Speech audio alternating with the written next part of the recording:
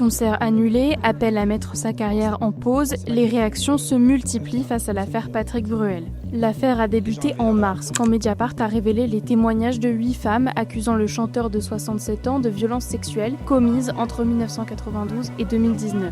L'artiste est depuis visé par 4 enquêtes pour viol en France et une enquête judiciaire en Belgique pour agression sexuelle. L'animatrice de télévision Flavie Flament a notamment porté plainte contre le chanteur, l'accusant de l'avoir drogué et violé en 1991 quand elle avait 16 ans.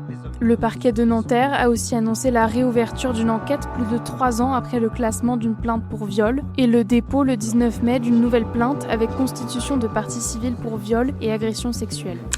Patrick Bruel conteste l'ensemble des faits et exclut de se mettre en retrait. Porté par la Bruelmania, le chanteur a longtemps cultivé une image de séducteur auprès du public féminin.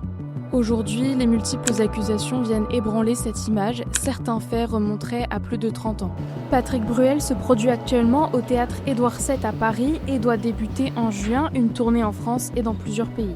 Au Québec, 3 de ses concerts ont déjà été annulés. En France, des maires comme Emmanuel Grégoire à Paris et Benoît Payan à Marseille ont appelé Bruel à annuler ses concerts dans leur ville.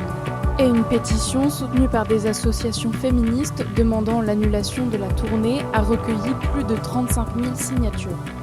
Des fans venus assister à la pièce où Patrick Bruel joue à Paris sont divisés. Il y a quand même 2 autres artistes aussi qui se produisent, Marine Delterme et Stéphane Freys, donc on ne se voyait pas ne plus venir voir cette pièce juste pour ça. Moi j'ai décidé d'essayer de revendre ma place et de ne pas aller. Même si je suis un fan de lui, mais je trouve que par respect vis-à-vis de toutes ces femmes qui ont vécu des choses horribles, ça ne va pas pour moi d'y aller.